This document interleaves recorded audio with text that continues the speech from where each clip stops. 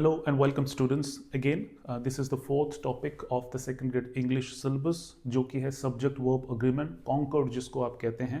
तो subject verb agreement के topic में हम पढ़ेंगे कि सब्जेक्ट का वर्ब के साथ में किस तरह का अग्रीमेंट होता है। अलग अलग टाइप के सब्जेक्ट्स जो अलग अलग कनेक्टर्स से जुड़े होते हैं, एक तरफ सिंगुलर है एक तरफ प्लूरल है, दोनों तरफ प्लूरल्स हैं या दोनों तरफ सिंगुलर है, या फिर ईच एंड एवरी आइदर और neither nor not only but also, इन सब के साथ में सब्जेक्ट्स की वजह से वर्ब्स किस तरह से चेंज होती है, नंबर्स की वजह से या फिर नाउन्स के सिंगुलर प्लूरल फॉर्म्स की वजह से किस तरह से, first person second person third person की वजह से किस तरह से, नाउन्स की वजह से वर्ब्स चेंज होती है, ये सब कुछ है सब्जेक्ट वर्ब अग्रीमेंट में। तो सब्जेक्ट वर्ब अग्रीमेंट का टॉपिक मैंने पहले पढ़ाया हुआ है, मैं आपको वीडियो की लिंक दे दूंगा, उसमें जाके आप सब्जेक्ट वर्ब अग्रीमेंट का पूरा टॉपिक पढ़ सकते हैं। यहाँ मैं आपको सॉल्व करवाऊंगा इंपॉर्टेंट क्वेश्चंस जो कि आपके एग्जाम में आ सकते हैं और उस तरह के क्वेश्चंस आपको एग्जाम में पूछे जाएंगे। तो चलिए सॉल्व करते हैं questions related to the topic of subject verb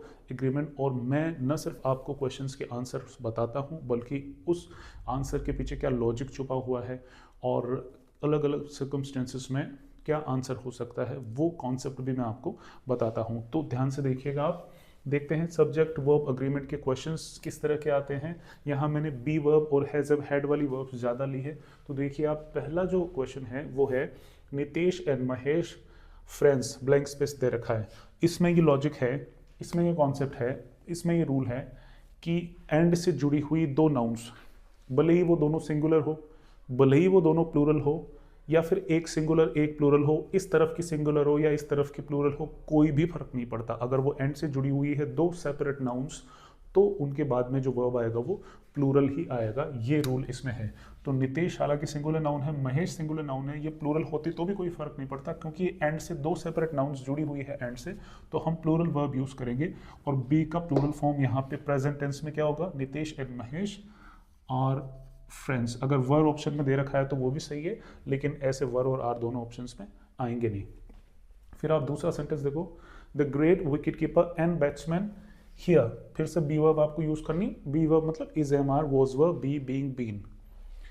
देखो जब एंड से दो नाउन्स जुड़ी हुई हो, बैट्समैन और विकेट कीपर, लेकिन वो दोनों जो वर्ड्स हैं वो एक ही आदमी को रेफर करते हो, दो नाउन्स हैं लेकिन ये दो नाउन्स एक्चुअल में है नहीं, यहाँ पर ये एक ही नाउन को बता रही है, एक ही पर्सन के बारे में बता रही है।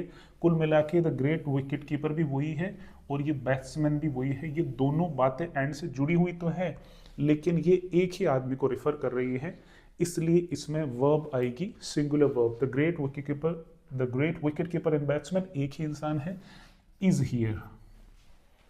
इस तरह से सिंगुलर वर्ब आएगी अगर एक ही इंसान के बारे में अलग अलग बातें एंड से जुड़ी हुई हो तो और एक ही आदमी को रेफर कर रही हो तो। दो लॉजिक्स, दो रूल्स आपके हो गए। तीसरा आप देखो, bread and butter their only meal, ये एग्जाम में आ भी चुका है सेकंड ग्रेड के में।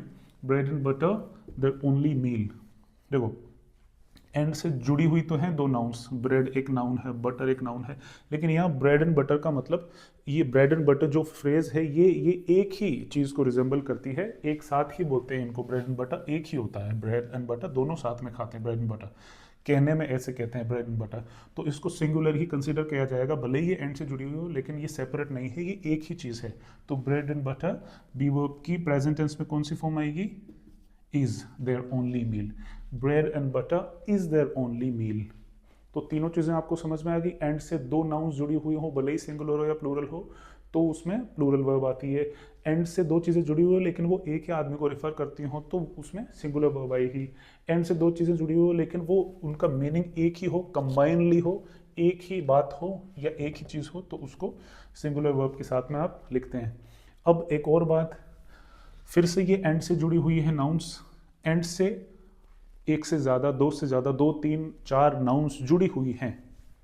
इसमें तीन नाउन्स है, student is a noun, singular noun, teacher is also a singular noun and parent is also a singular noun. तीन सिंगुलर नाउन्स यहाँ पर हैं और वो एंड से जुड़ी हुई है, लेकिन उनको प्रीसीड करे ईच एंड एवरी, या तो ईच या एवरी, यहाँ पर एवरी है।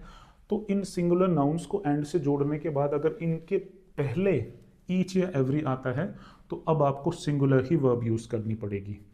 Every student, teacher, parent. Every आने का मतलब है कि ये इनको अलग अलग वे में बात कर रहा है, इनको सेपरेट करके बात कर रहा है, इसलिए आप सिंगल वर्ब यूज़ करेंगे और आप लिखेंगे इज़ प्रेजेंट।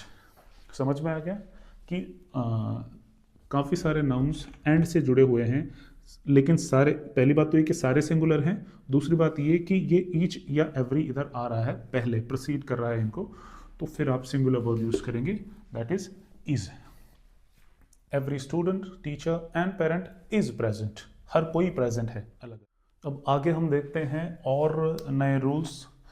देखो, आइदर यू और योर फ्रेंड, आइदर यू और योर फ्रेंड टू पे द बिल। अब इसमें हैज़, हैव, हैड में से कोई वर्ब आएगी, हैव वाला ग्रुप में से कोई वर्ब आएगी, तो यहाँ बात है सब्जेक्ट की। यू और योर फ्रेंड, ये जो सब्जेक्ट हैं, इसमें इसमें इसमें दो नाउन्स हैं, ये दोनों नाउन्स मतलब ये दोनों सब्जेक्ट्स जो हैं वो सिंगुलर सब्जेक्ट्स हों, दोनों सिंगुलर सब्जेक्ट्स आइदर के बाद आ रहे हो, मतलब आइदर आ रहा हो, आइदर और, नाइदर, नॉर, और या नॉर ये आ रहे हों, और फिर दो सिंगुलर सब्जेक्ट्स हों, तो वर्ब भी सिंगुलर ही आएगी, वर्ब भी सिंगुलर ही आएगी। यू सिंगुलर सब्जेक्ट है, योर फ्रेंड भी सिंगुलर सब्जेक्ट है। इनसे पहले अगर आइदर और, नाइदर, नॉर वगैरह आ रहे हैं, आइदर आ रहा है, नाइदर आ रहा है, और आ रहा है, नॉर आ रहा है, तो फिर सिंगुलर वर्ब आएगी, आइदर यू और your friend. Has, have, had में से क्या आएगा, हैज़ जो कि सिंगुलर है, हैज़ टू पे द बिल, हैज़ टू पे द बिल। इसी से मिलते जुलते बाकी सारे सेंटेंसेस हैं, और इसको समझाने के लिए ही मैंने इसको एक्सटेंड किया है 4 सेंटेंसेस में। पहले में ये कि दो सिंगुलर सब्जेक्ट्स, उनसे पहले आइदर आ रहा है, इसलिए वर्ब भी सिंगुलर ही होगी। दूसरे में आइदर और, नाइदर, नॉर कुछ भी नहीं आ रहा है, लेकिन जो सब्जेक्ट्स हैं वो यू सिंगुलर है, योर फ्रेंड्स प्लूरल है। यहाँ पर लॉजिक ये है कि यहाँ आइदर और का लॉजिक नहीं है, यहाँ लॉजिक है नंबर्स का। देखो, ये सिंगुलर नंबर है, ये प्लूरल नंबर है।